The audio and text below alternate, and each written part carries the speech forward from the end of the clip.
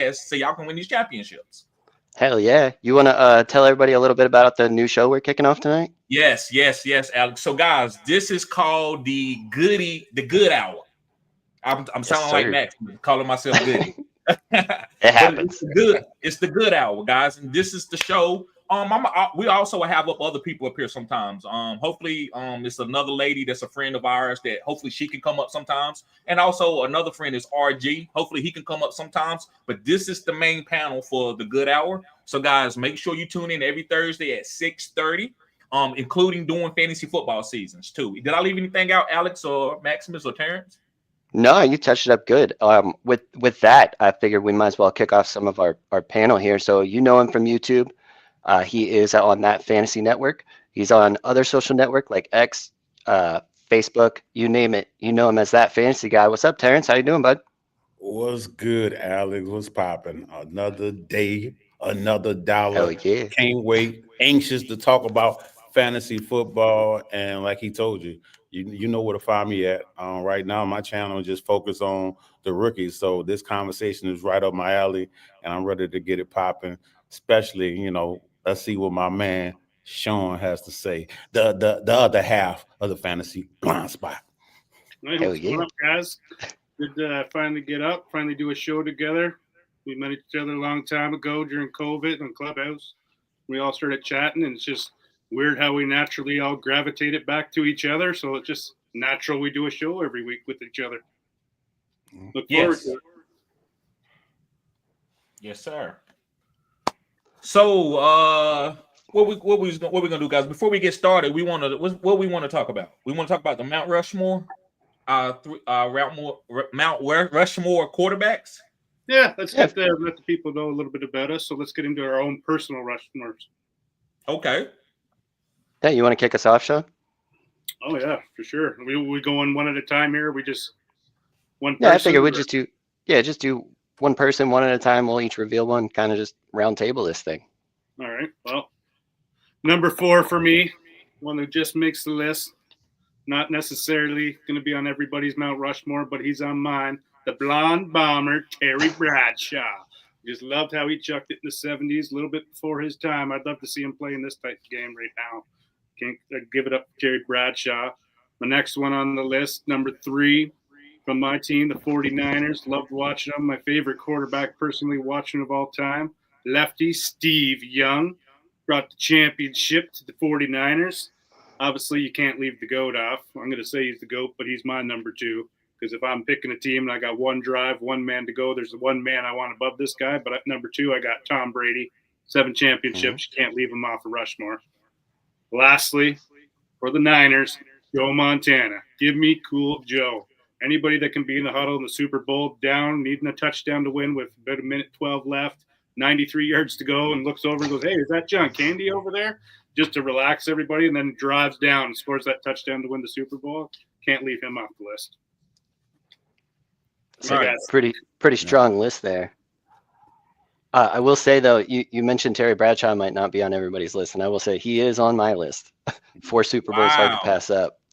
Let me ask you that, Maximus. Why did you put Terry Bradshaw on there? Like, what makes you put him as the just what Alex just said right there? Yeah, 4 Super Bowls, man. 4 Super Bowls. You can't take that away, man. Like, I don't care. It's hard to win 1, then alone 2. Like, how many guys have won more than 2? I think you got Bradshaw, Montana, and Brady. Tom Brady, and that's it. What? Would you put quarterbacks that have won more than 2? You not saying Mahomes? Oh, I forgot. Yeah, he's new. With disrespect. So, that's not him. Shots fired already. But still, it's not many. So those guys, they're top caliber guys. They're winners, right? They're guys who just find ways to win, and that was Terry Bradshaw. Would you know who Robert Horry is in the NBA? Oh yeah. Not a clue. Would you say Robert Horry should be on a Mount Rushmore? Nah, that's different. Who he is. That's different. Tell me why it's different, Alex. Because he was a role player. Bradshaw was running the offense. Robert Horry wasn't always a role player. He started early in his career, but the last 5 years he was a role player. But the early in his career, he started. Yeah, and that's fair. How many titles did he get when he was a key player? I think that's the 3. different situation. Yeah, okay. So then I would credit him with at least 3. And then there's the others where he was a role player that he was a key part of that team to win that title. So Right. I'll give you that one. But for Right. me, for Bradshaw, it's also not just that he won 4, he made 4 and won all 4. There's only 2 guys in history that have done that. Right. And that's Bradshaw Right. and Montana. So they're Right. both on my list. Right. The only way I would push back is Mhm. he got more interceptions than touchdowns. Am I wrong? More what? Interceptions than touchdowns? Mm-hmm. Like in his For- whole career? In his whole career. I don't think that's right.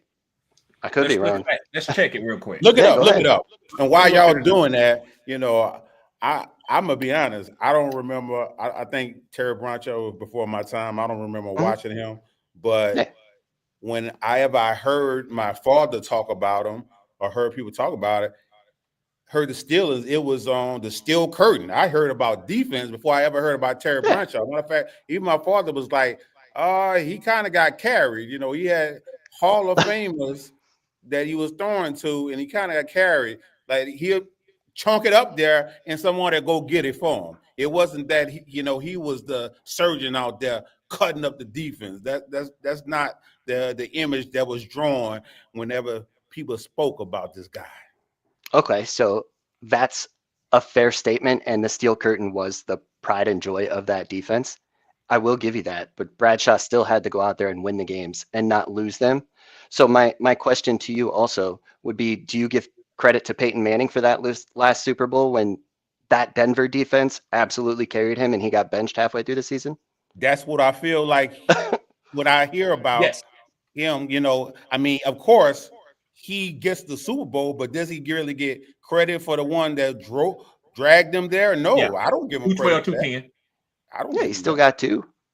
Right. I'm saying he get credit for the Super Bowl, but was he the main linchpin in that? No, I don't. Nah, he wasn't. Somebody else could have did that. They could have had another good football manager that done that. The defense might have been more scared of what the nickname Blonde Bomber unless you fucking chuck it, man. Right. It's not the blonde check me down. It's the blonde. What you got for us, good? Let me know what you looked up. Right. What I would say, I just want to push back a little bit. I respect Terry Bradshaw. He's a winner. He's a Hall of Famer. But as a Mount Rushmore, I like to get a little individual with stats with that. That's right. That's all. I respect Terry Bradshaw. I'm big on winning. That's why I like Eli Manning. A lot of people don't like Eli Manning, but Eli Manning got 2 Super Bowls. Don't never forget that, according to what y'all said about Terry Bradshaw. So I agree. But we can move on. Alex, go ahead and do your Mount Rushmore. Say again, TD? You can go ahead and do your Mount Rushmore now. Okay, so my 4 was Bradshaw, so I mentioned that one. I also mentioned Montana because he was also 4-0 in the Super Bowls, so he was on there. And then got to have Tom Brady. Making 10 Super Bowls, winning 7, that's going to be, I think, one of the records that just lasts for a long ass time. Even Mahomes is going to have a hard time catching him at this point with as young as he is. And then for my last one, we are talking Peyton Manning. And for me, the reason I'm going with Peyton Manning on this is not just the yardage and the accolades and the 2 Super Bowls he did win. For me, it's also the fact that he has revolutionized the quarterback position. He's also started the Manning Passing Academy. Who knows how many quarterbacks that has brought into the league that may never have actually made it because of the coaching that they get at that Manning Passing Academy. So for me, Peyton Manning also makes my top 4 there. Yeah. What you guys think? I like your top 4. Terry is the only one that I could challenge, but I had a lot of the same guys on my list. Anybody want to challenge Alex's list or maybe a player or 2? Did his list? How much did his list deviate from Sean? It didn't. They marching step to step. No. No. He said he had Steve Young. I had Peyton. So there was a difference. Okay, that's what I'm about to say. That's a true fan right there. Sean is a true fan. Box quarterback. I mean, to be fair, we also talk football about 3 hours a week together. So there's going to be some overlap. Facts. All right, you want to go next, Terrence? Of course. And I didn't put it in a particular order.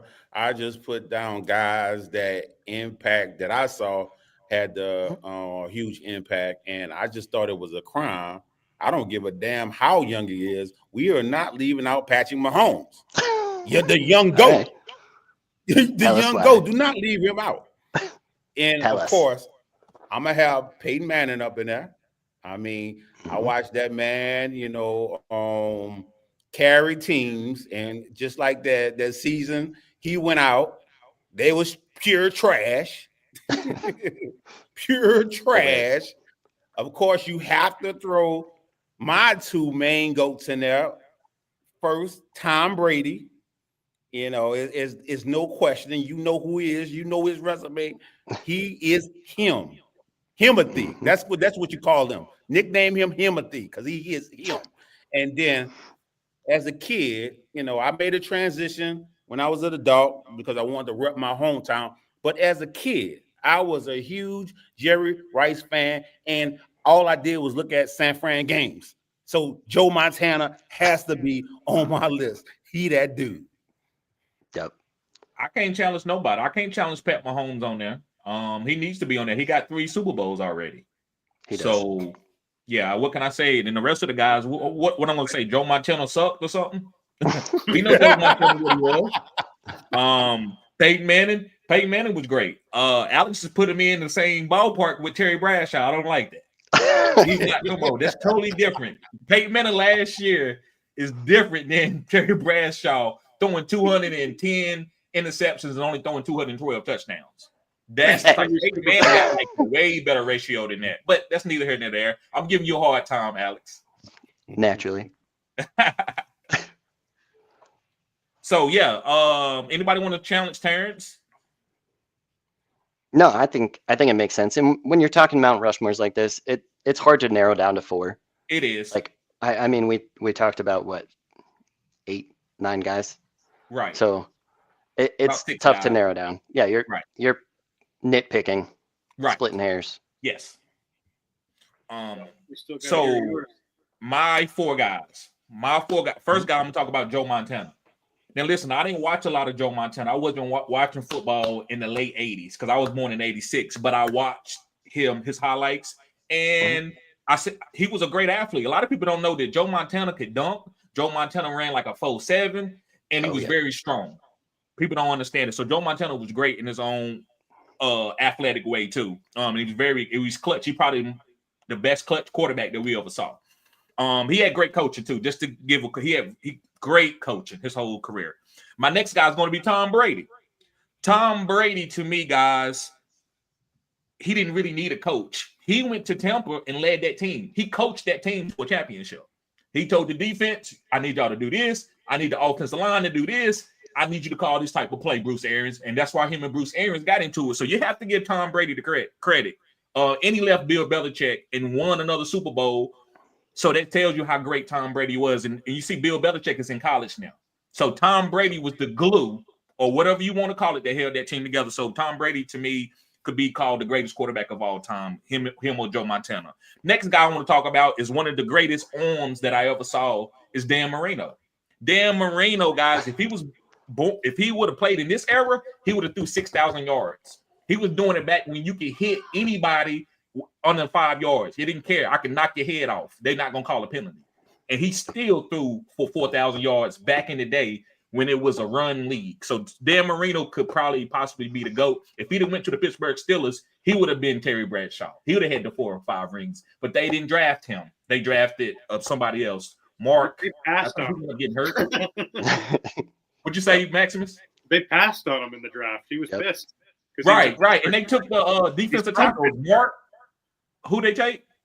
I don't know. I forget who they take. Yeah, he was in a car wreck. So, but Dan Marino, guys, arm is crazy. Like, I think he probably has the best arm talent than any quarterback ever to play the game. It's unreal the throws he can make. Unreal. The ball, it like flickered out of his hand. And last but not least is Peyton Manning. Peyton Manning, Tom Brady could do this too, but Peyton Manning was his own coach. It didn't matter who his offensive coordinator. The offense looked the same. How do you gonna give Adam Gates a job just because he was the offensive coordinator for Peyton Manning? He didn't do shit for Peyton Manning. Peyton Manning told him what he wanted to do. Peyton Manning is great. I wasn't surprised that he won the Super Bowl with Denver. He wasn't his best self, but he still managed the game because he knew the game. He didn't turn the ball over like a lot of these quarterbacks do, like Sam Darnold. Like he knew better. You know what? I'm not the same quarterback, so I'm just gonna be here to take us to a championship. Make sure I don't turn the ball over.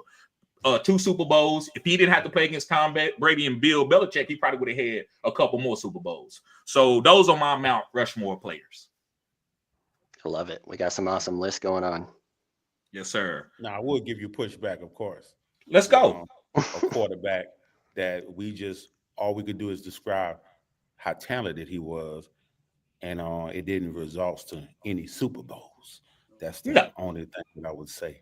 That's Super Bowls are overrated. It makes you disrespect players. Now, I respect them when you win them, and I will give you credit for that. But I'm not going to devalue guys that didn't cheat and go to super teams, guys that got drafted to a bad environment. You have to give them their rite of passage. Like, you got to understand that if they would have went to New England or one of the top teams like Kansas City, they would have won a lot of Super Bowls. So, but Dan Marino, man, he went to Miami and, you know, he had to beat the Cowboys. He had to beat the Steelers. It was a lot for him to win a Super Bowl. So I don't think he's any less of a player just because he didn't win a Super Bowl. Welcome to the NFL. Welcome to the NFL. It's the only thing that matters for quarterbacks is a Super Bowl. That's why. That's what I'm saying. No, when it comes to quarterbacks, I don't care about Super Bowl for any other Josh player. Allen sucked. I'm not sucked, but Josh Allen is not a winner. But he might end up being Marina if that's but the he case. ain't winning. So I'm telling you to call him something right now. What would you call Josh Allen right now? Talented. You don't have a Super Bowl. Talented, and you don't get on my Rouse Rushmore. You get called talented, real talented. Okay. Fair enough. I respect your talent. Fair enough. Now go sit in the corner because you don't deserve to be at this table. The big boys, big rings are over Sit at here the at kitchen the table. table. Right. Yeah. And Elon Manning can sit at your table, but No. He had the kid at table too, because he don't get to the GO table. You right there. You was talented. You was talented. You won your Super Bowls, but you gonna sit at that kiddie table too with Dan Marino. Go right there. He wish he had what you had, and you wish he had. Well, y'all wishing y'all had the same thing to get in this GO table. Yeah. right. Yeah. Reach it. As you can All see, right. there will be plenty of agreements and disagreements to come up with this show. Oh yeah, this is what this channel is about. This is what the Goode Hour is going to be about, guys. This is authentic. This is how we do it here. We keep it real. So, yes, sir. Let's read out a couple comments, and then I guess we'll get to our rookies, wide receivers. Right? Y'all good with that? Yes, sir. Yep. All right. So, first comment. Let me see. We got Miracle Ballers in the house. What's up, bro? What's going on with you? Good to see you, man. Appreciate you showing support. We got Big Will in the house. I say Big Will in the house. Watch your mouth. What's up, Big Will? We got Alex P. Keaton in the building. He says, fun fact, Bradshaw was a backup to Duck Dynasty dad at L.A. Tech. And Bradshaw said he would have probably not started if Philly liked football as much as Honey. It's Phil like football as much as Honey. Bradshaw, you can have the Bucks. I want the Ducks. Right. When it the Duck go. Yep. Alex says Bradshaw won those Super Bowls and was great enough to get 2 receivers in the Hall of Fame. Yeah, they won. The receivers don't got a lot of stats, but they won 4 Super Bowls, so they got to be in the Hall. You win 4 Super Bowls, you going to the Hall of Fame. But Super Bowl rings for a receiver, is that the same? No, it ain't. But if you do win Super Bowl ring, look at Michael Irvin. Michael Irvin's stats is probably puts him out of the top 200 of wide receivers. But when you bring in his 3 Super Bowl rings, we put him in the Hall of Fame because he played in big games. He just didn't get a lot of targets because he played on a run first offense. Yeah, that's fair. We got any other comments out there? Yes, we got Thomas. He says on breaking, just saying what up. Josh Allen talented. he agreeing with you, Terrence. And Big Will says thoughts on Anthony Elwitz paying his baby mama off. Let's get through this real quick, guys. I'm not familiar with it. Yeah, I don't know anything about it. Sorry. I'm a little bit familiar with it. I would say I understand why he doing that, but I think it can come back and hunt him later. Because what if his daughter goes on the internet when she's like 13, 14 and she sees that, Dad, you want to pay mom off so you don't want to have to deal with me? I know, she might know that she was an accident, but that's okay. But to know that you paid the mom off because you don't want to be around her, I think that could come and backfire. And I don't know if you can ever make that up. So be careful what's in the media and what you're trying to do. Do that. Move very meticulously when you're doing that. How do Who you put know it in anything media, about though? that, Maximus? I don't even know who he is. Okay, Anthony Edwards is a basketball player for Minnesota. Yeah. So Who put it in the media, I haven't though? watched the basketball game since Michael Jordan was in the league. I think the news. I think he let his left hand know what the right hand was doing. He went to the media. Well, I don't know, man. I think he just moved, and somebody knew what he was doing. They was trying to pay You off the know, a baby lot mama. of women or put Yeah. the guy on blast trying to, mess Yes. up his Trying to get credibility. that So I payday. can see easily that he told her that, and she was like, "Oh no, let everybody know what he's doing." And like, Yeah. she more so hurting the daughter than him. But at the end of the day, if that's what he want to do, I mean, I don't know, man. I try not to judge what people doing in life, I don't, because I could take it back and say I don't like that we have no control. And when I say this, I mean at the end of the day, we have control whether we have sex, Yes. whether we use protection. But I'm just Yes, saying, sir. as far as once the pregnancy happened, we never had control of that. Then it's all in women's hand, their body, their choice. Either they can have it or not have it. So I never liked that, but it is what it is. Right. Yep. Okay. I So let's don't pay move attention to on. basketball, so sorry. Yeah. No, it's fine. It's fine. This is So yeah, let's go ahead and move on. I guess who wants to start off? Who wants to go first? You guys want to start like 5-1, or you want to go 1-5? I say 5-1. It doesn't matter to me. All right. So you want to do everybody do their 5 first and kind of talk about them from there? Yep. Yes. So actually, you, Maximus, Terrence, and Alex is gonna have their guys. Guys, I'm just gonna sit back and narrate. So yeah. I guess Alex, you can go first. Okay. So for me, my 5 is somebody that I have actually seen gaining steam more recently, and for me, it's Iowa State's Jaden Higgins. 6'4", 210, awesome size, great speed, good ball control, good in contested catch situations. One of the things that really stood out to me about Jaden Higgins was the fact that he had the 3rd most off-target throws and still put up 1,200 yards, and I believe it was 12 touchdowns this season. I really like Jaden Higgins. He had terrible quarterback play, put up great numbers, and helped Iowa State get to where they were. So Jaden Higgins, to me, is one that I'm looking for in all my rookie drafts, because he's also not going to be one of those guys that you have to spend a top half of the first round pick on. He's going to be a second round or maybe late first. He might sneak up like Sky Moore did, if you guys remember that draft class. But Jaden Higgins is somebody that I'm looking for in all my drafts. All right. What you guys What think? game would you recommend people go watch? Did you what like when did he have a great game to show the skill set that he could play in the league?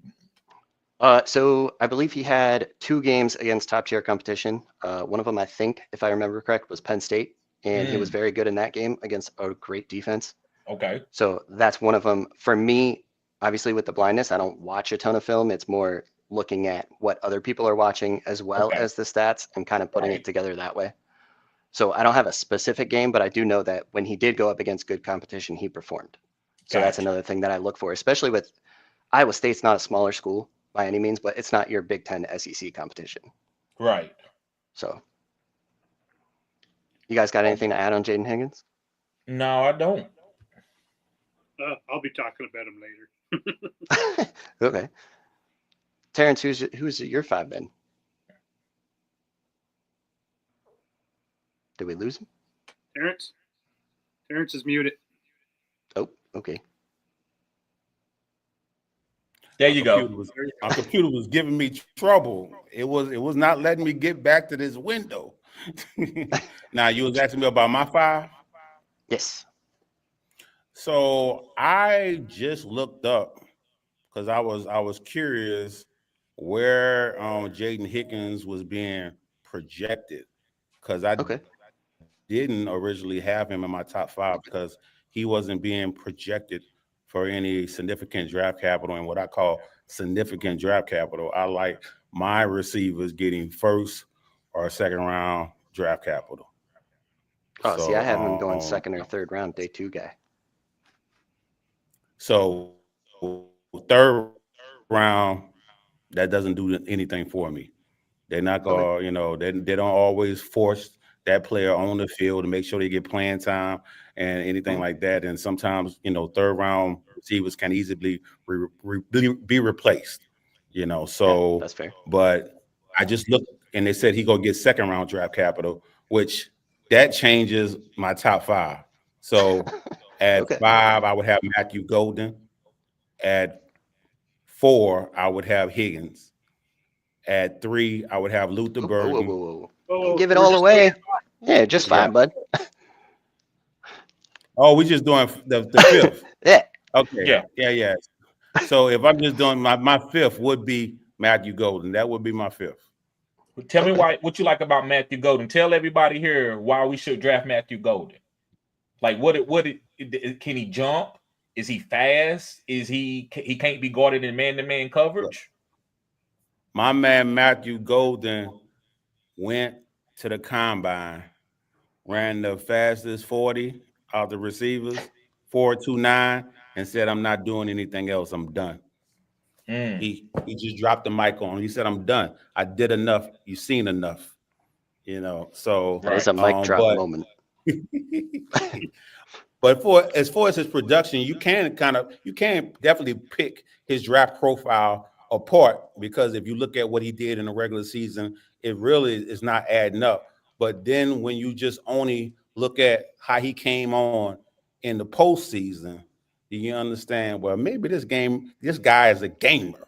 Maybe this guy is a gamer and he's better than what he's shown in the season.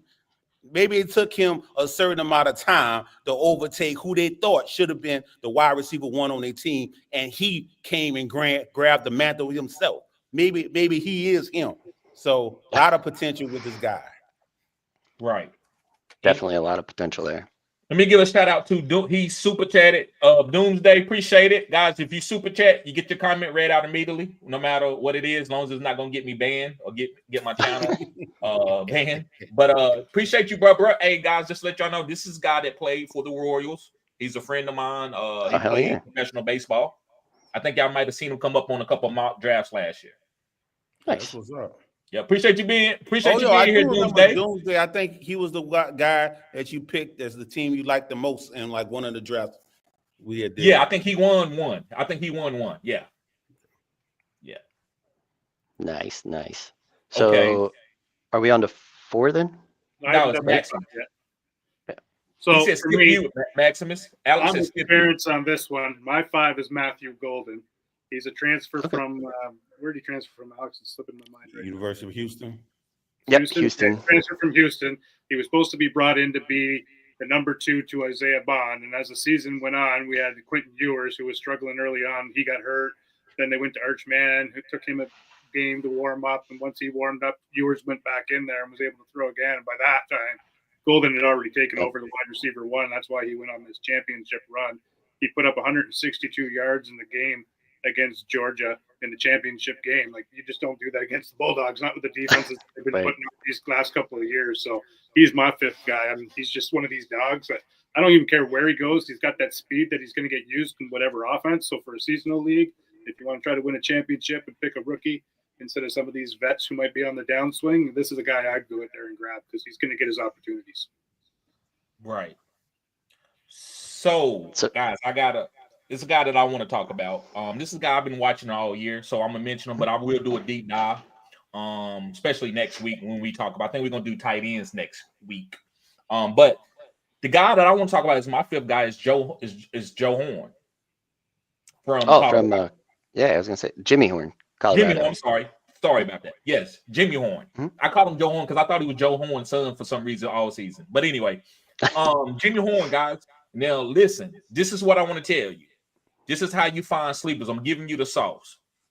Antonio Brown was a punt returner, slot, make a big play, at least one big play a game. Nothing that you would say, oh, this guy's going to be special. You would never say that watching him in college. You would just think he was going to be a really good punt returner. When I watched Jimmy Horn run routes, he was the guy that could get open and make big plays underneath. If Shadir needed to get the ball out quick, usually Horn was the one that was going to get open the fastest out of all, even with Travis Hunter. So I think Jimmy Horn, if he goes to the right team, let's say a team that's already made, but they need a slot guy, I believe Jimmy Horn could come out and get 80 to 90 catches immediately because of his skill set.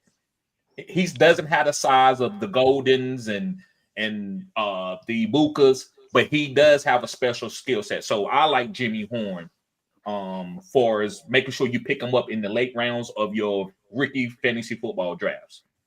He's a smaller guy, right? Sub 6 Yes, he's a foot, smaller like guy. Slot. He's a slot guy. Yeah.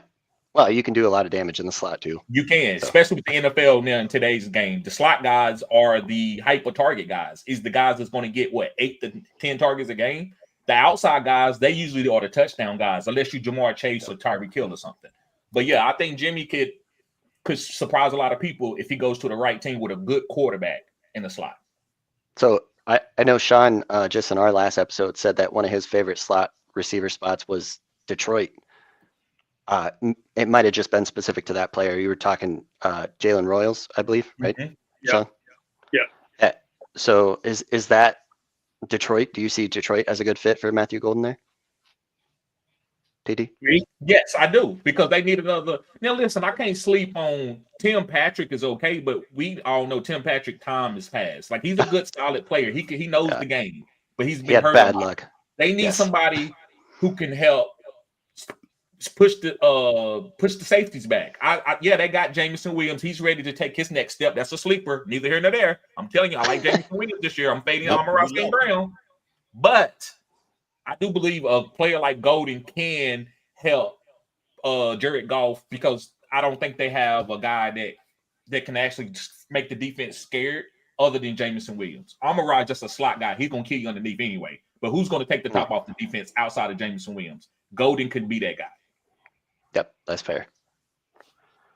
Yep, that's an interesting one for me. So I'll just tell you now, he didn't make my list. Right. And part of that is just my evaluation process, just to throw my part in there. I think that Xavier Worthy is a better rounded receiver coming out than Matthew Golden. And I don't think that the 4.29, and yes, I love what he did in the big spotlight. But to me, Sean, you laid out the reasons why you think he didn't give the production. But if he's as good as he is, we should have seen it in other years too, and we didn't see it in other years. So maybe he's just a late bloomer and I'm wrong, but that's why I'm not looking for Matthew Golden. I'll let somebody else reach. Would you compare him to Kevin White, Alex? I wouldn't put that label on him, because I do think he's better than Kevin White. Right. But Kevin White was a big dude that can make big plays, but he couldn't do it in the NFL. Yeah, that was a weird one. Yeah. I don't know what happened to Kevin White. Maybe he just liked cheeseburgers too much, like Kelvin Benjamin or something. If you guys remember that one. Yes. Ate himself out the league. Oh, yeah. That's exactly what happened. Eddie Lacy? No. Eddie Lacy. That's another one. That's another one. Cheeseburger and another one. Right.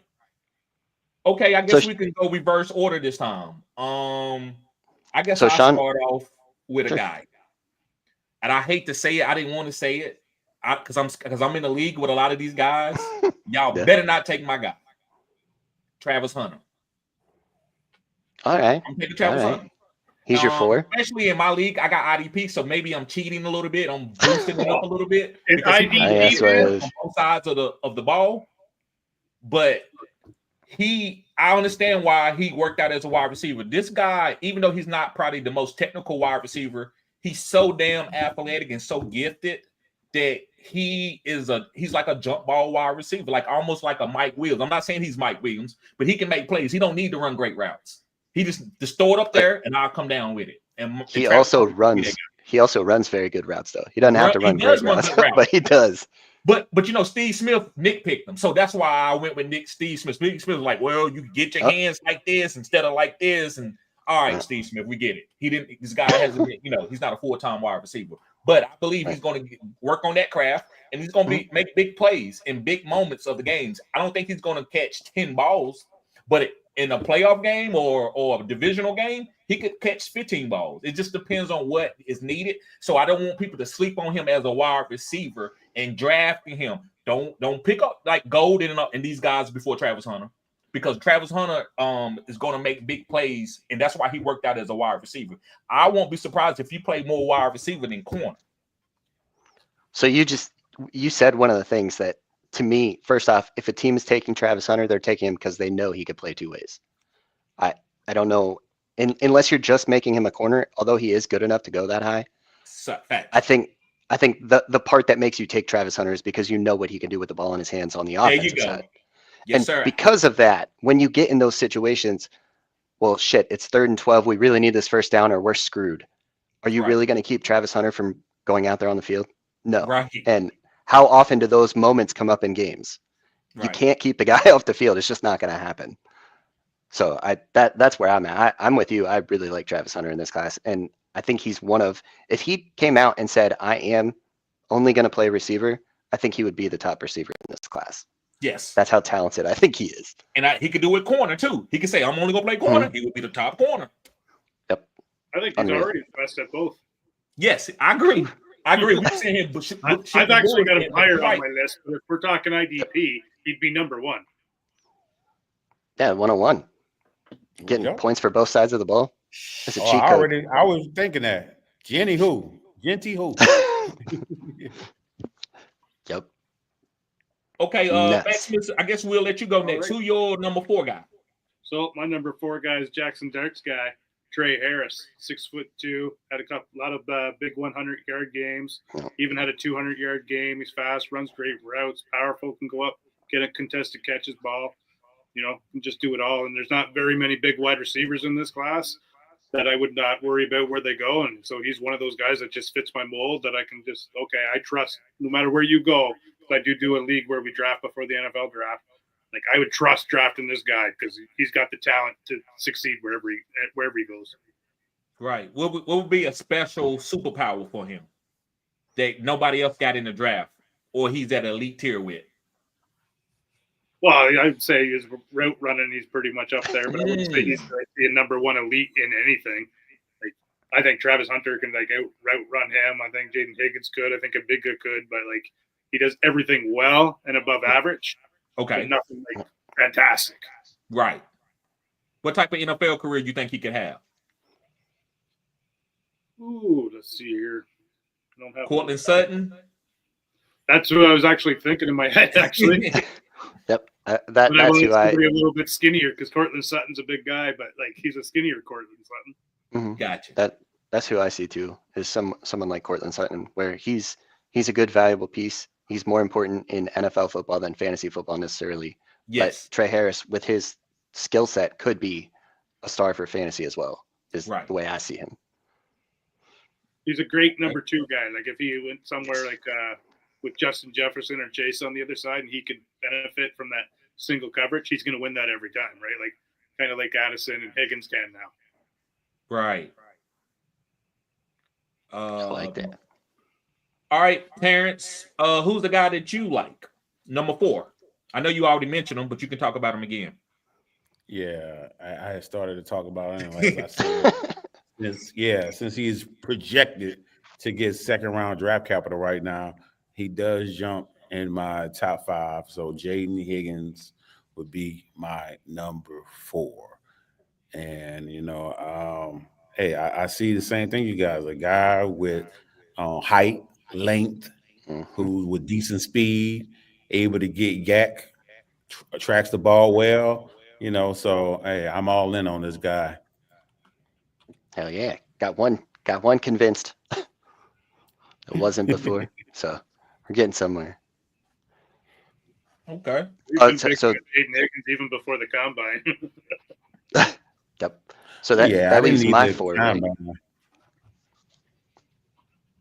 Yes. Go ahead, Alex. What was you saying? All right. So is that my 4 now? Yes, sir. Yeah. Okay. So for me, my number 4 is Luther Burton III, or 2nd. Sorry, I added a kid, I think. For me, Luther Burton, I see him a lot like a DJ Moore. He's 6 foot. Oh, well, he's not quite 6 foot. He's 5'11", 200 pounds.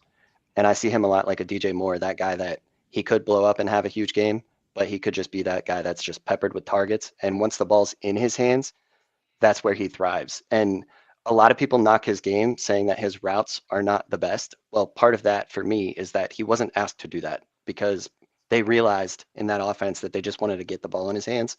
So they gave him simple concepts and he was able to produce on those. So I do think he's a little bit raw, but he's one of those guys that when the ball's in his hands, he can make big plays, and he's got the size to last in the NFL in that 5'11", 200-pound body. So I like Luther Burton. 5'11", 200 pounds. That's who was built like that? Is that Kendall Wright? Yeah, Odell.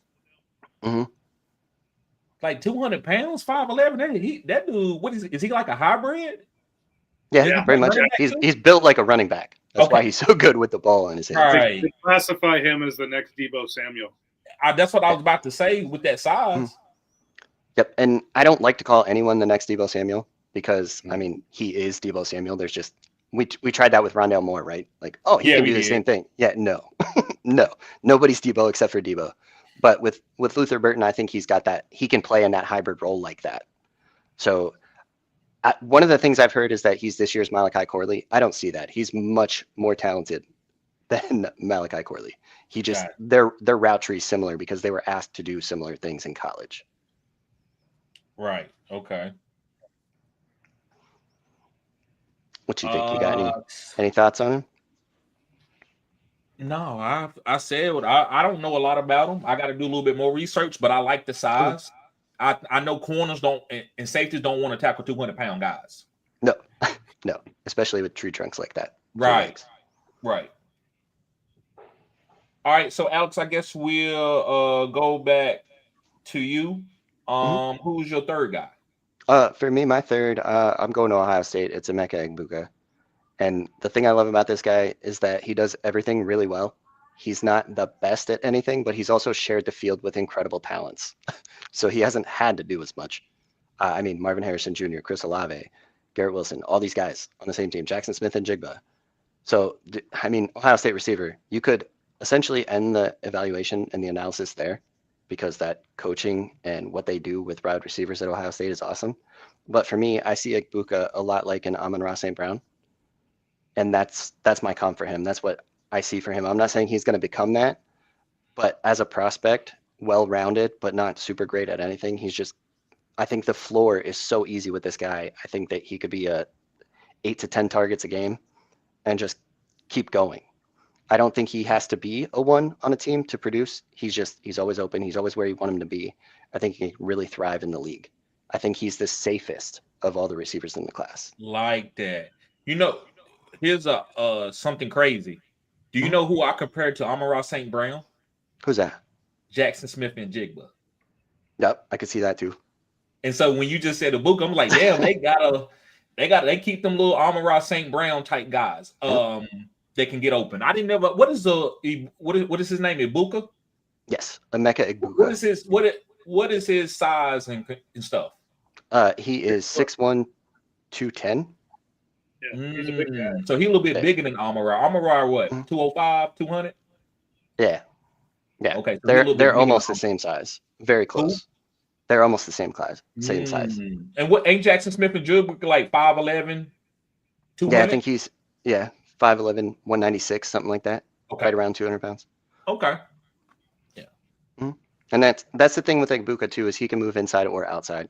So he can play both. They had to move him around at Ohio State because they had so many other guys that were moving also. Got you. Mm-hmm. So I like him. Like I said, I think he's the safest receiver in this class. So if you need a receiver that's going to hit, he might not have the highest ceiling, but he's the floor. Like he's not going to bust. I don't see a route where that happens. Outside of injury, going to bust, then you should have him higher on your goddamn list. I like the upside, man. I like upside. Right. All right, Terrence, who's your number 3 guy? Well, my number 3 is Luther Burton. Okay. And hey, he is that guy. I mean, he played mainly in the slot, but 5-star recruit. He's able to get yak, able to get separation, tracks the ball well, had the most missed tackles forced at the wide receiver position in his previous college season. So, yeah, I'm going ahead and giving him my stamp of approval. There you go. What would you say would be his superpower that nobody else got? No one else? Or he's elite at it? I would say getting yak, must-see TV. Okay. He's must-see TV. Yeah. Okay. Is he a down the field wide receiver, or is he a screen type wide receiver, or he can do it all? So I think that has been one of his knocks, saying that he has catch a lot of screens and stuff like that. But I think he'll be fine. I think he'll be fine wherever he go. If you put him in the slot, he's gonna go to that team and tell whoever other slot receiver there, hold my beer. Yep. That's what I was saying, Terrence. I don't think he was asked to do a whole lot, so it's hard to knock him for something he can't do when he wasn't asked to do it. Right. That's where I'm at. Okay. Missouri Because he was Yep. I would say a guy who was the number one wide receiver in his class came out, and to me, hey, he dealt with that pressure and met expectations for the most part. So I'm all in on him. Right. How many of your badges did he get? There we go. We on the badges. Had to bring him in at some point. He did get 4 of them. Okay. He got the early breakout badge, the early declare badge, the steady progress badge, and a must-see TV badge. So, yeah. He didn't get a yak badge. I don't have a. I mean, the must-see TV badge is kind of like a yak badge. So, yeah, good. Guys, make sure you hit the like button and subscribe to the channel. This is cutting edge content. This is the Goode Hour. Make sure you stay tuned every Thursday at 6:30. We will be breaking down content throughout the off season, and during the season, Thursdays will be the start and beginning of starts and sets. So this will be the first starts and set show that you will get for my channel. And I might do a little individual starts and set on my own just from my phone, but this will be the panel. This will be the show that we run every Thursday during the season for starts and sits. But anyway, Maximus, who is your guy? Who is your number 3 guy? So my number 3, and if we're talking IDP, he shoots way up the board. Travis Hunter.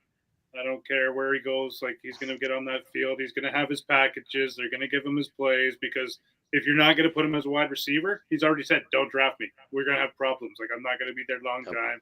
I don't want to have to go through it. He's mature enough. He's putting that out there. So, as a team, if you're drafting him, you got to have a package for him. At least that first year, he might have 5 to 10 plays, and it'll slowly develop. But I think he's going to slime his way in there by year 2 to be a full-time starter, as at least a slot guy. When they go to 3 wide receiver sets, he'll come in every single time. I'd probably even be the number 2 guy. He can do it. He's been doing it now. For 4 years, he's been playing both sides of the ball and over 100 snaps a game. But if you draft him, you got to expect these soft tissue injuries. Why? Because he's getting twice the amount of reps as everybody else. It's just going to be part of the process of owning Travis Hunter, I believe. Not that he's had these small soft tissue injuries already. That's just a little bit of concern, but he's got the talent. I want to push back on that. I don't think Travis Hunter is going to ever have soft tissue injuries. I think he might go down as one of the best shaped players ever to play in the NFL. Yeah, but he's missed some games. He's missed some games. Yeah, because he missed games because he got hit. Lacerated spleen. Yeah, that was reason. But as far as a hamstring, I don't think he will. If you go back and listen to Dion, the way he practices, Travis is like he's like a what you call that? I hate to even say that because people try to be rude, but what's the Ethiopians when they win that race every year? What is that called? Oh, like the marathon race? The marathon. I'm sorry, forgive me. I always thought that Travis Hunter looks like an Ethiopian, and he can run great distance, and you see he doesn't get tired, right? So I don't see him having soft tissue injuries. I think he's always going to be in superior shape. But did you guys get like injuries because he's a smaller guy? I believe that. But do y'all believe that he's going to get soft tissue injuries because he plays both sides because of so many snaps that he's going to play? Well, just any injuries in general he's going to get because he's playing. Yeah, I would just say he's higher risk if he's playing both sides of the ball. I don't know that it necessarily guarantees it. Right. What's that? I never seen anybody in shape like him. I never see him like Terrell Owens. I never see him breathing hard. He's always like, let's go. Did you guys see his interview at the combine or at the Colorado Pro Day when they asked him about it? Yeah. So they said, is there enough time in the day for you to do both sides of the ball? And he goes, well, I sleep for 8 hours. There's 16 other hours. Yeah, there's plenty of time. Yep. Facts. It's going to be tough, but I don't know that there's a lot of people like him. And I wanted to ask you guys this because tinfoil hat, Sean and I like to talk conspiracy sometimes. Do you think the NFL is pushing him to be a corner because they would pay him less that way? No, because corners and wide receivers can go get the same amount of money. It just depends on how good you are. Yeah. Corners can make as much. They can get Jamar Chase money if you're good like that. But if they'd you have to be aren't the that absolute top of the league. Well, Yes. I think when Patrick Surtain comes up, he's going to tell us what they're going to pay corners. There you go. Yeah, that's fair. That's fair.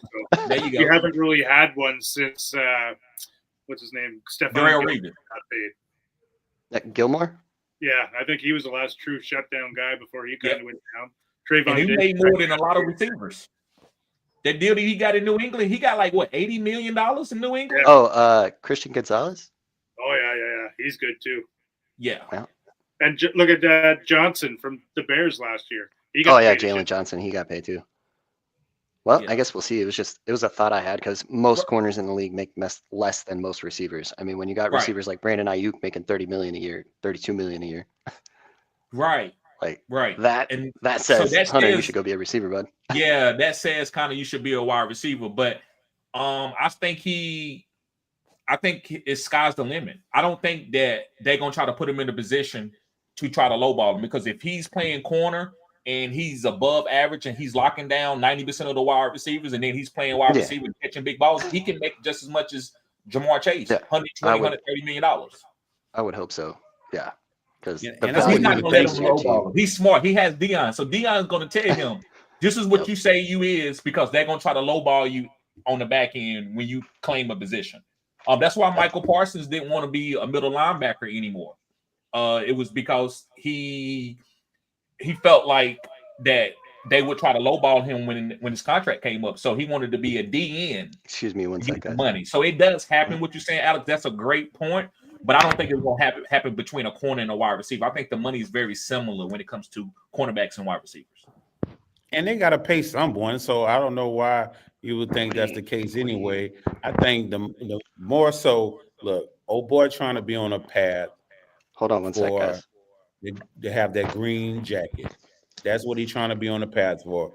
And this is an easier path to get there, to be unique, coming in the league, playing both positions. This would be an easy path that when his career ends, he will get that green jacket, hands down. So, right. Okay, I think you are next, right, Terrence? No, it's you. I've gave my guys. I gave my third. We beat to me for my number 2. Okay, we're going to you. Okay, go ahead, Maximus. So I already gave our number 3. Okay, that's fine, Alex. My wife's having a situation, so okay. I'll see you guys soon. Yep. All right. Talk to you later. We all didn't gave our number 3. Yep. So my number 2 guys we've been talked about already, but Jaden Higgins, he's going to go out there. He's going to produce this year. He's going to put up some points. You know, he's going to win you that YR3 type of for your fantasy team this year. I could see that easily. He's got the size, speed, and run those routes, and he even have a man-on-man coverage. He's got the best route win percentage of anybody in this class at 94%. And I looked up Higgins a little bit when y'all was talking. I see him in a couple categories that I really like. So I got to go check out the film. Yeah, he's huge, man. 6'4", 220 about. And he got good feet. Is he like Nico Collins? Oh, yeah. He's got feet and hands. Like, he's quick acceleration, too. Once he gets the ball in his hands, he's got that next gear, that top-level speed you need to break those home runs. Like, he's got it all. Okay. I only got one guy above him in this class. Like, so one thing you won't hear about me through all this, like, I'm not a big Luther Burton fan. He's not in my top 5, and I don't have Tet in my top 5. Like, I'm going to die on that hill. Tet's not even in my top 10. I think he's a trap, and I just wouldn't touch him. Right. But we'll get into that because I'm sure somebody else has him on the top. Right. Hey, Maximus, are we going to do a conspiracy at the end of this live? No. Okay.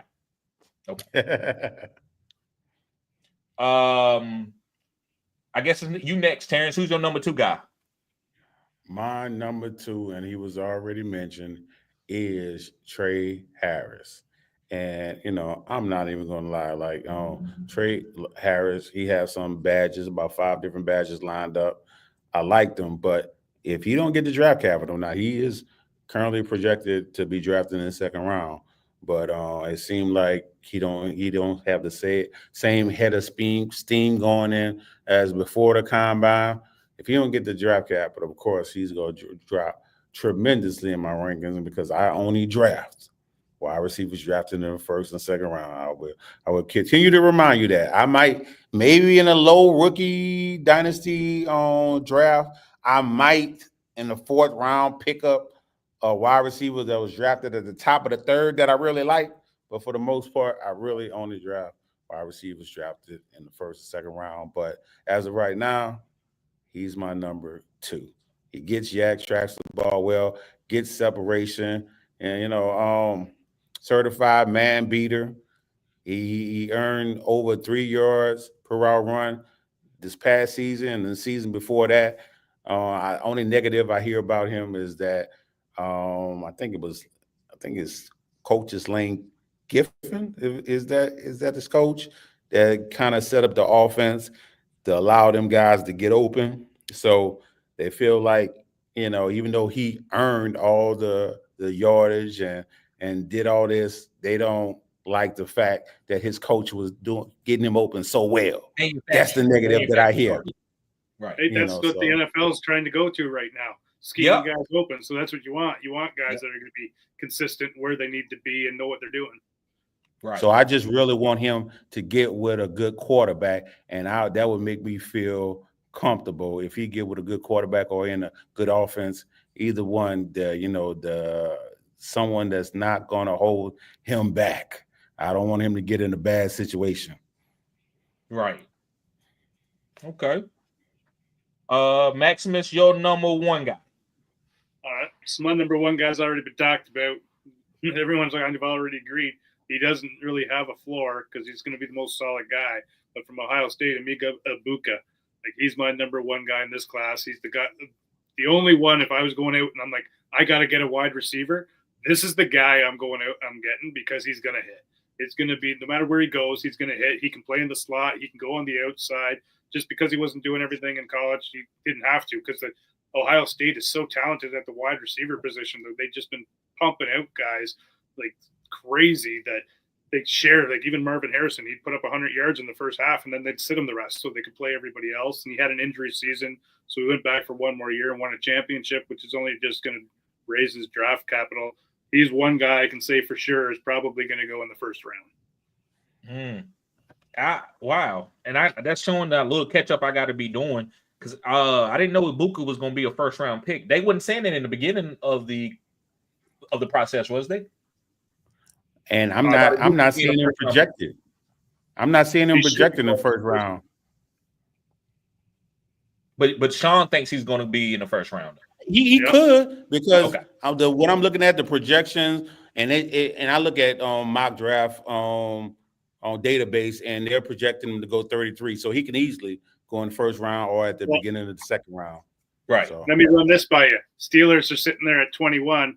They've got DK Metcalf. They've got talks of trading Pickens on the draft day because they want to get rid of him. You've already seen how DK Metcalf works with JSN. Well, friggin' Egbuka slides right into that position. You know it's going to gel well. And if you sign Aaron Rodgers, now you've got him 2 legit weapons even after trading Pickens. Right. You don't trust rookies. There's rumors that they're already shopping Pickens right now because they're sick of his attitude.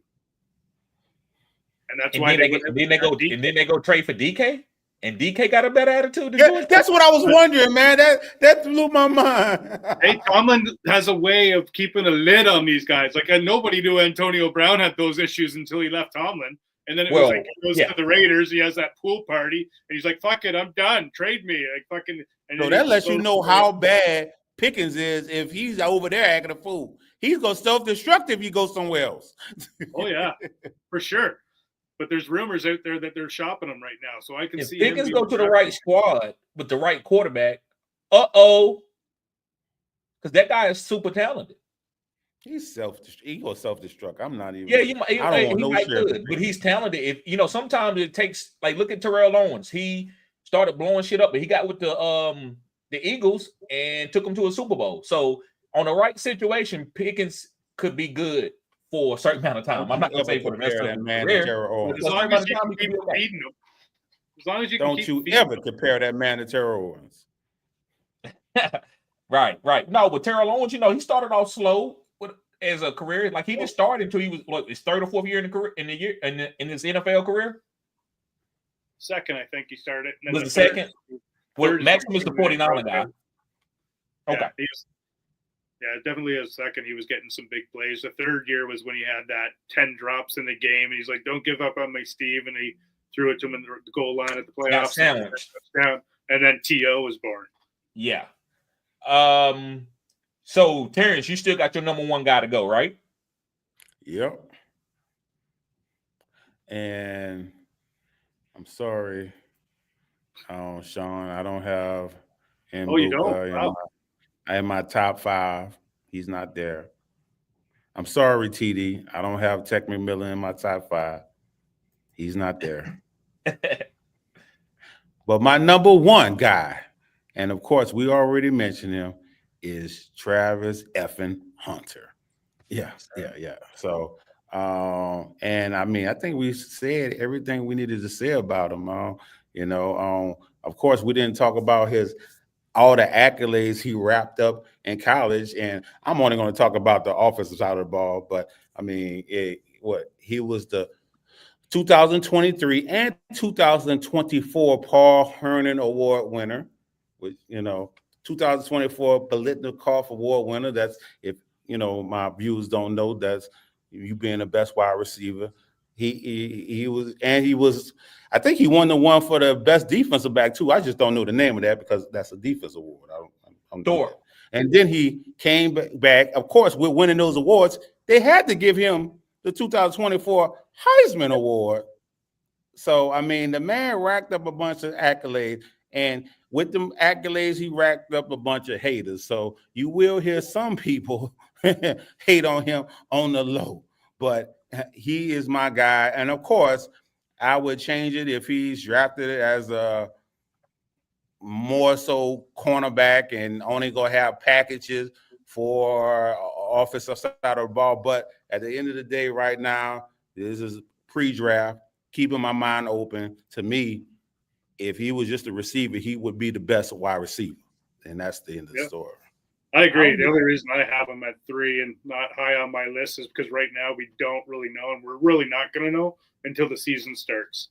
So I'm going there on more of the side of the caution that he's going to be more of a DB because they're harder to get in the NFL than a wide receiver. So teams are going to want that side of him playing more, concentrating that more on his rookie year. So who knows how much we'll find out week 1 how much he's going to be playing on the offensive side. Until then, it's all just a guess. I don't give a damn if they draft him as an offensive lineman. I'm gonna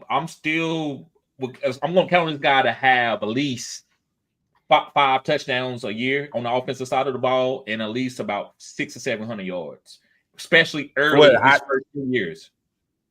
In the IDP, you can feel more comfortable drafting him, at the one-on-one because you're going to get your points regardless. Don't say one-on-one. Oh, fuck yeah. Well, that's why I would be drafting him. One-on-one? Fuck yeah, man. I've been saying that to my buddy for 3 years now, that there's another IDP league. He's not one of yours. I'm like, whoever doesn't have that, man, if they don't take him, you trade up to 2 and you fucking draft Hunter. It doesn't matter what it fucking Damn, I thought I was going to be able to get Travis Hunter. I'm not going to be able to get him now. Maximus is on one league I have no picks. The one league that I got the championship, I have no picks to move. Oh, okay. You're all right there. But the other one, I'm sitting right in the spot where I'm like, these fools are gonna let him fall right to me, and I'm gonna fucking take it. Like, okay, come to Papa. I got the 1.6 right there. Super flex. You're gonna have 40 or 50 points in the IDP section. Yeah, and if I don't get Hunter, Shador's probably fell to me then.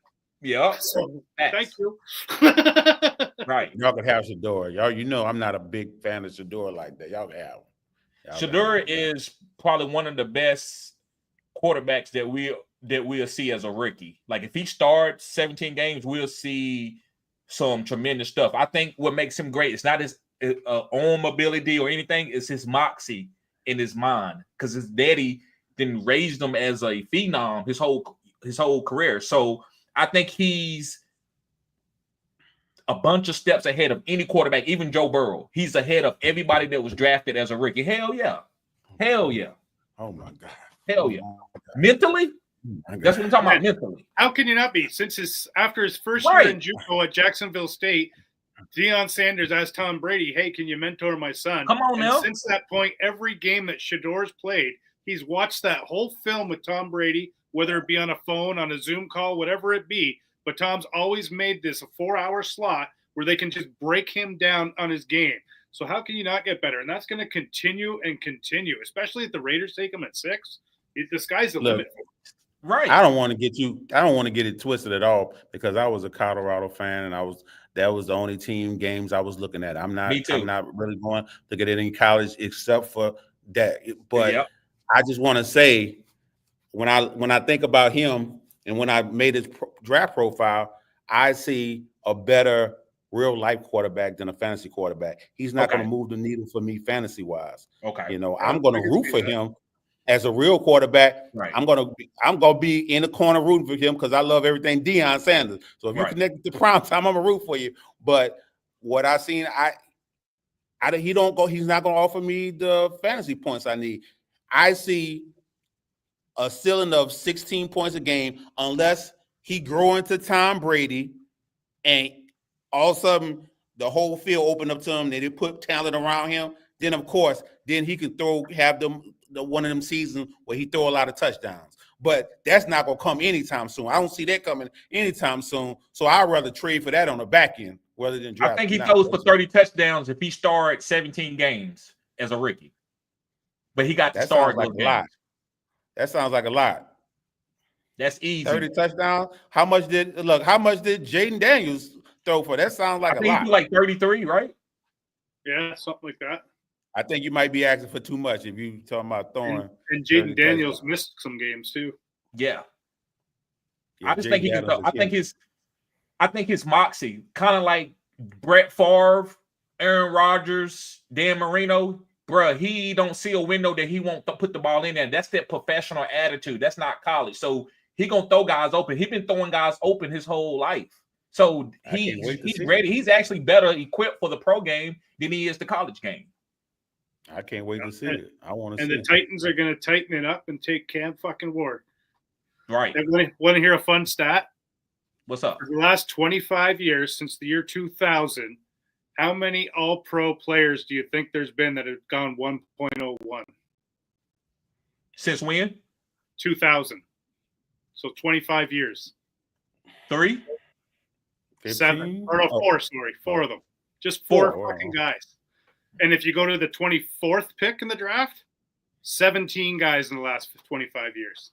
Yeah, it gets easier. It's easier to pick at 17 than it is picking at the 1 spot. A lot of guys have been weeded out already.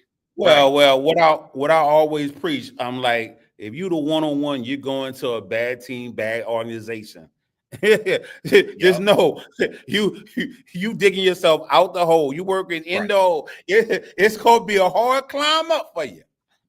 Facts. All right, guys, let's get to some of these comments and then we'll get out of here. Maxims, what I do want to talk to you, man. I think we need to do a conspiracy. We're gonna say that for another show. To talk about conspiracies at the end. Yeah, that's what we were gonna do. Okay. All right, so let me go through some of these comments. I appreciate everybody being patient. Let me see here. Mr. Grapefruit says Jack Beach ADP about to skyrocket. Y'all know who that is? Yeah, I love him from TCU. Okay. I think he overrated myself. Maybe he'll be a better NFL player than a fantasy player. I think he overrated. Thomas, what's up, Thomas? Thomas says smart money-wise, because when he gets an extension, he'll have to pay more. But listen, bro, family is more important than money. You can have $1 billion, but if you told your kids you only love them because they were born, what kind of life? Like, you got to understand, he can get out of the money thing, but is that kid going to love him back? And if he don't care if the kid loves him back, that looks very bad as an African-American man. And I asked Terrence to speak on this. Would you want that type of negative feed on you where you paid a woman off so you didn't have to take care of your baby? Oh, well, I got a different mindset. Look, I go out there searching for any kid. Look, I put my DNA test in everywhere, family, ancestry, all them places. How many Just women in you case sleeping if I got something out there, come find me. Like, I don't want any fatherless child out there with my DNA. It's not happening. So come on now. Come on. Doomsday. What's up, bruh? Thomas says wide receiver Kyle Williams represent Washington. You like Kyle Williams, Terrence? I like him. He's been getting a lot of notoriety since Chris Sims have put him in his top 5. But yes, he can ball, he can play, and if you go look at his film, you'll like him too. What you think, Maximus? I gotta go back and look at him. I've looked at so many guys since I can't remember them. Right. Mr. Grapefruit says because he's not Isaiah Bond. I think that's when we was talking about Golden. Yeah. Appreciate you, Doomsday. Yes, sir. Young whippersnapper. What's up, Ethan? He says, I would love to watch Travis Hunter, but I think he will be more of a corner. I don't think it matters. I want to see him on both sides of the ball. He must see TV. I don't even care about defense, but I will be looking for him. He's gonna make me watch whatever team he go to. Yep. I'm gonna be looking for him. Facts. Thomas says thoughts on Florida wide receiver Elijah Badger. Hey, you're getting somewhere, Thomas. You been watching my channel? I just put out a short about him the other day. Yes, me and my co-host high on Elijah Badger. You know, hey, I don't know how high the NFL is on him. It looked like when I looked on the mock draft database, he was projected to get 4th round draft capital, but I have a high prospect score on him. So he probably come out and surprise you wherever you go.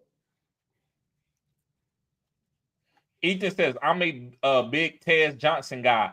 I like the eye test and he passes it. I don't care if he's undersized. Right. Ain't no such thing as being undersized unless you like 5'2" or something.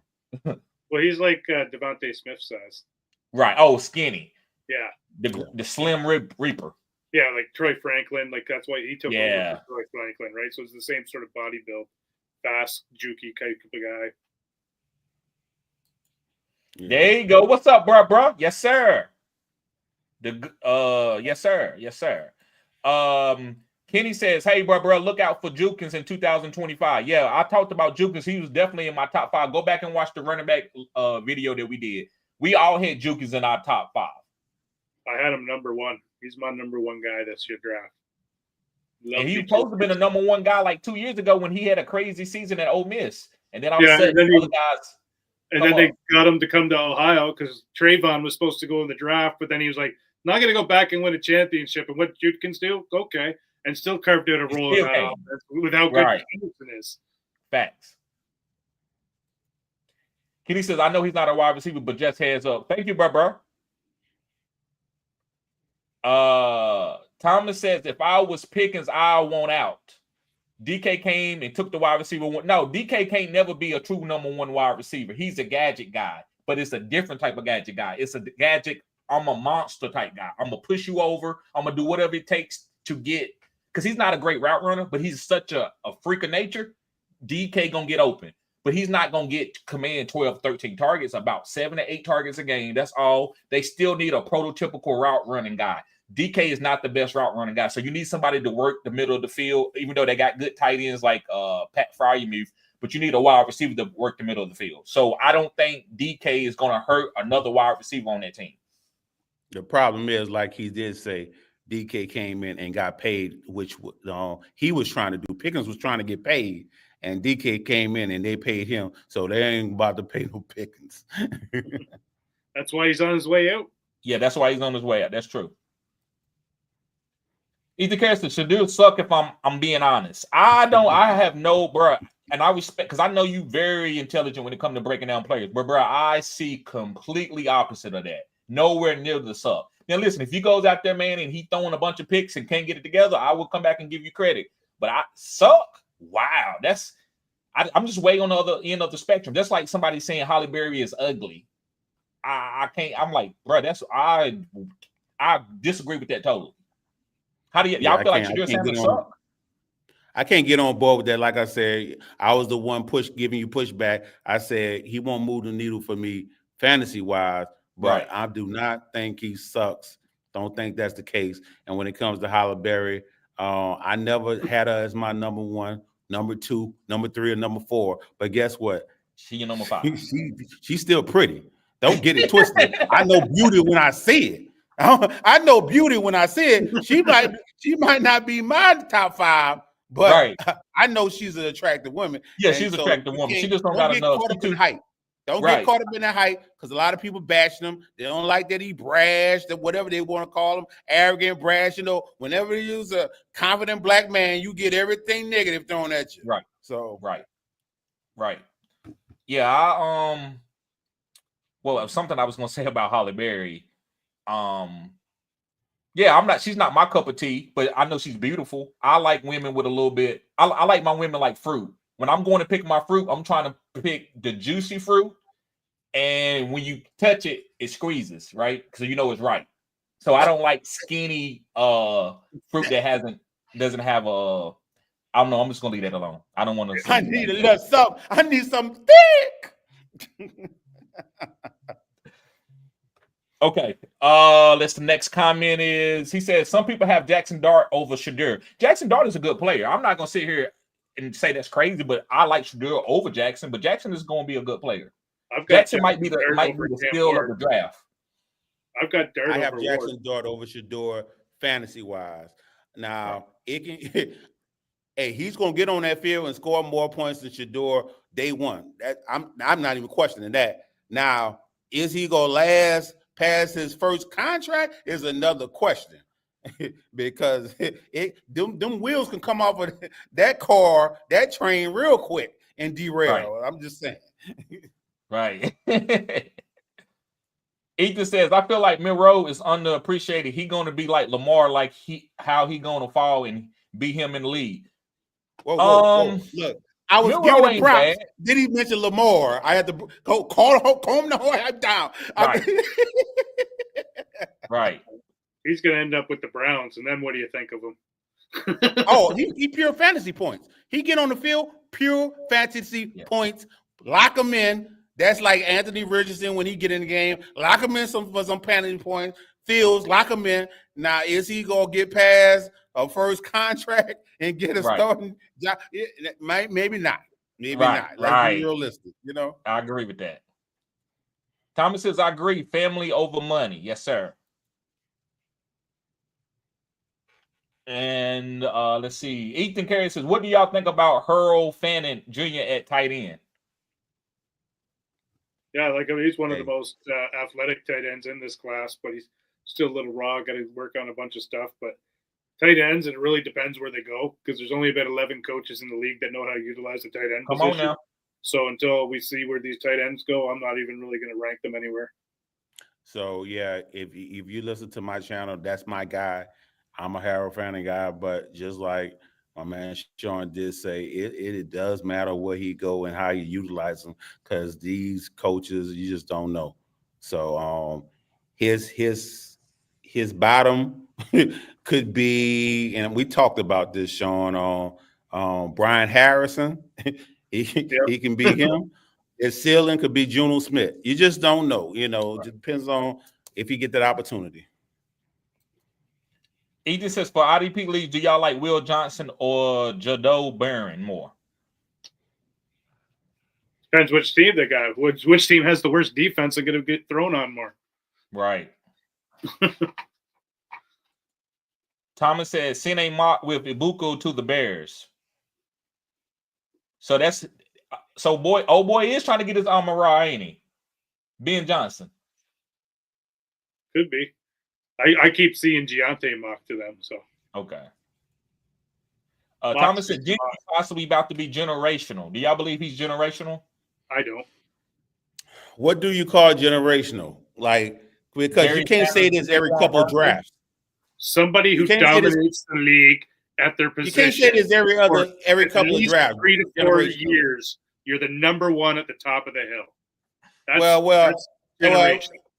exclude this last season, was we saying the same thing about Barkley? Because Barkley didn't have some down years in fantasy. All the talent in the world, he wasn't coming out of college. He was no. college. I'm just saying, exclude this last season. No, coming out of college, he was. If we just talking about a generational prospect, yes, he is that. Okay, he is that, and that's what I'm saying. Who all getting that? Getting that thing because Bijan just got that. But I'm just saying he's on the level of those guys. But we can't every couple of years say generational prospect. You're right. So what are we doing? Who do you like better, Bijan or Gianti? Bijan. Yeah, me too. The problem is Bijan is already in the league. We know where he at. Blase. I mean, so give me Bijan. Yeah, and I love players that don't run from the combine. When they go there, we go get these measurements up. We ain't trying to hide nothing. We go get these 40s. That's what I like. I don't like people that's hiding, don't want to test because they scared or their stock gonna drop. I don't like that. That's why Jamar Chase went out there and killed it. That's what I like. I'm the top guy, and I'm gonna show y'all why I should be the top guy. That's what I like. Yep. What Dion didn't work out. He only ran the 40. Okay, that was good enough. Mic drop. Going back home. I'm going back home. Ethan says, I think Shedeur has great accuracy. His field vision is good, but he gonna need to make quicker decisions. I agree, and that's coaching. That's coaching. That's scheme. Well, that comes with maturity too. Yeah. Yes. Also having talent around you in the scheme, getting the ball out. He's trying to push the ball downfield at Colorado to Travis Hunter. So you got to see that. Look at Pat Mahomes at Texas Tech, then look at Pat Mahomes in Kansas City and tell me the difference. There's a big difference. He says going to need to make quicker decisions. I know his line is bad, but he hold on the ball long and he don't seem that athletically gifted. No, you don't. He ain't. So Tom Brady was it? Dan Marino was it? That's the type of quarterback back to Shedeur. Even though I know you're not saying this, Ethan, but just because he's a black guy doesn't mean that he's supposed to be athletic. But so he's actually a pocket guy. I see him more like an Aaron Rodgers. Aaron Rodgers didn't have the greatest arm coming out of college. Aaron Rodgers didn't get all these clout stuff until he started at Green Bay. Coming out, they was like his arm is kind of average. He got a bad delivery, all that type of stuff. So Shedeur Sanders, to me, the way he throws the ball, accurate as he is like Aaron Rodgers. I think he's going to be like Aaron Rodgers. Aaron Rodgers was athletic, but he wasn't like Michael Vick or nothing athletic, but he could get out the pocket and extend the plays. And last comment for the day, it says, Thomas says, Angelina Jolie in the movie Tombstone. Anna Gina Jolie. Okay, my bad. That's a different girl. That's not Anna. No, he just messed up the spelling badly. Okay. So it is Angela Jolie. Okay. I'm like, is that a kid or something? But yeah, Jolie. Jolie was fell off, man. But back in like Wanted, when she was doing Wanted and stuff, man, them lips, she was right. Now she done got old. No, she ain't aged that well. She's okay. She hasn't aged that well. Well, them people that get all their work done, they don't age well. It will show. It will show. That's how they look. I'm cute. No, you're not. You're not cute. Stop it. Yeah. He says, I think Shedeur comparisons Russell Wilson. No, he's not. He's not Russell. Yeah. I don't know. Russell Wilson was athletic. Hey, we'll see when he get the Giants take him third overall. Well, right. Look, don't get it twisted. Look, don't disrespect Russell Wilson. Man won a Super Bowl. He was supposed to win 2. Don't disrespect now. Right. Well, if he would have ran the ball with Marshawn Lynch, he would have had 2 Super Bowls. Well, sometimes you got to bump what the coach say. Make the most realistic decision. What the coach said. Did you not see that come out this week? What Russell checked from the run play to that pass. I can see that too. I can see him wanting to get the glory rather than Marshawn Lynch. That's why I hear that though. I need to find that. Marshawn Lynch can't stand him. I need to find that if that's the case. Yeah, it's come up this week. It was in something Lynch was talking on something I was watching, and he was like, "Yeah, man, that was supposed to be my play, but somebody changed the play." He didn't come right out and say Russell, but he's like, "Somebody changed the play. Who could change the fucking play? Only Russell." Right. It's not like an offensive lineman. The center's going, "Hey, well, I think we should run this." And no, it's Russell Wilson fucking checked it. And Right. Got picked off. Lost the Super Bowl. All right, guys. So, Terrence, anything you want to say before we get out of here, bro? Anything you want to talk about? Hey, nothing else to talk about, man. If like I said, check out my channel if y'all haven't already. I want y'all to subscribe to my channel. Make sure you subscribe to the Fantasy Blind Spot. Make sure you subscribe in all the places to us, so you don't just get us on Thursdays. You can hear us throughout the week. Yes, sir. And we will be having more shows together. It might not be the same cast, but these guys might get on other shows, and we don't know what the days are going to be, but I expect to see Maximus and Terrence more than just Thursdays. But yes, definitely check their channels out. Maximus, check out he'll tell you this. Check out the Bond guy. I forgot the name of it. He'll tell you. But yeah, check these guys out on their platforms. Go ahead, Maximus. Anything you want to talk about? Yeah, well, I'll be doing this show with you guys every Thursday live. Look forward to that. Like I said, great that we've been able to come back and get something like this going. Should be a great show. Other than that, you can find me and Alex on Spotify at the Fantasy Blind Spot. We can do a podcast on there that we release every Tuesday at noon and Fridays at noon. So we'll be recording tomorrow and dropping that. Check us out there.